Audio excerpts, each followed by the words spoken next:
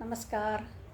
आज दिनांक 8/5/2021 है और श्रीमद् भगवद गीता की निर्मल धारा के प्रवाह में हम नित्य नए वचनों को सुन रहे हैं और लाभ उठा रहे हैं।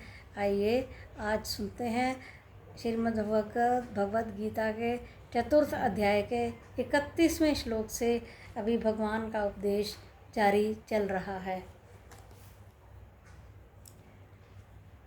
यज्ञशिष्टामृतं भुजो यान्ति ब्रह्म सनातनं नायं लोकोऽस्ति यज्ञस्य कुतोऽन्यः कुरु सतम्।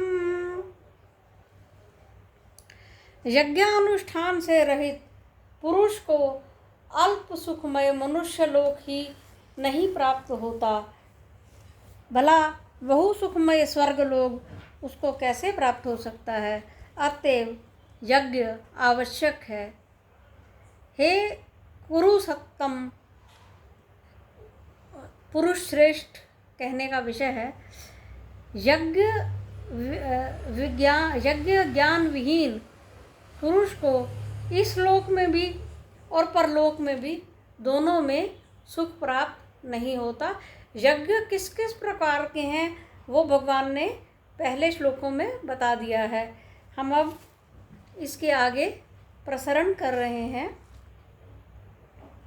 एवं बहुविधा यज्ञा विचित्तता ब्रह्मणो मुखे कर्मजान विदितान सर्वानेव ज्ञात्वा विमोक्षसे। इस प्रकार नाना प्रकार के यज्ञ समूह वेद के द्वारा विहित हुए हैं। उन सब को कर्म से उत्पन्न जानो। इस प्रकार जानकर मुक्त हो जाओगे। यानी कि सारी प्रकार के यज्ञ हैं तो कर्मों से ही उत्पन्न, पर उसमें निर्लिप्त भाव रखते हुए सर्वोत्तम यज्ञ प्राण यज्ञ कहा गया है। जो भगवान वो ध्यान और प्राणायाम इत्यादि वो सब आंतरिक और फिजिकल मिक्स क्रियाएं हैं, जो कि पूरी तरह से शारीरिक भी नहीं कह सकते और पूरी तरह से मानसिक भी नहीं कह सकते। थोड़ी मिक्स्ड प्रक्रियाएं हैं जिसके कारण मन को वश में करने में लाभ मिलता है।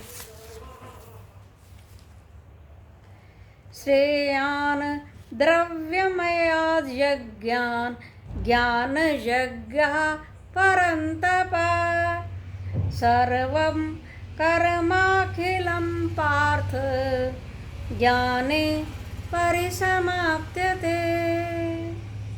हे अर्जुन, द्रव्य यज्ञ से ज्ञान यज्ञ श्रेष्ठ है और सभी कर्मों को नाश करने वाले हे पार्थ ज्ञान यज्ञ पे सभी यज्ञ आकर समाप्त हो जाते हैं, विश्रांति पा जाते हैं।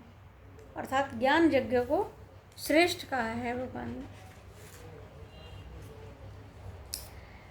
तद विद्धि प्रणिपातेन परिप्रश्नेन सेवया उपदेक्ष्यन्ति ते ज्ञानं ज्ञानिनस्तत्त्वदर्शिना।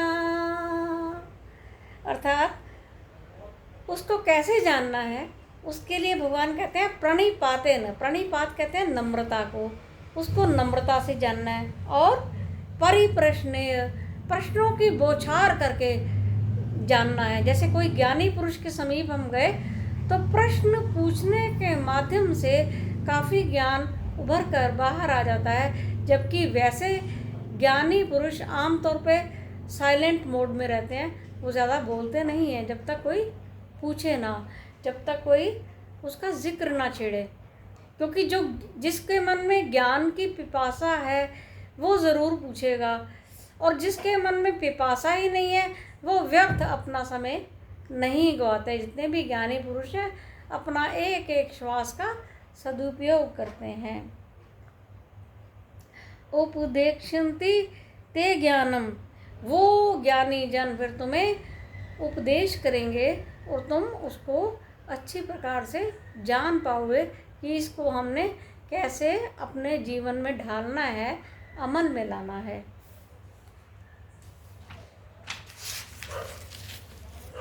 आगे कहते हैं,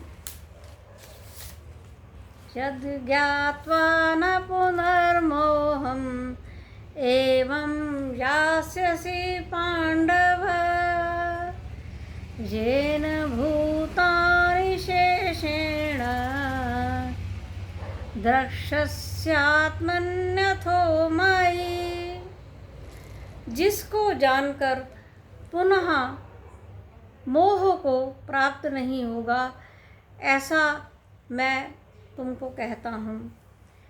इसके द्वारा, क्योंकि इस ज्ञान के द्वारा स्वकीय अविद्या, अविजृंभित पिता पुत्र आदि अपनी आत्मा को अभिन्नता से देख पाओगे।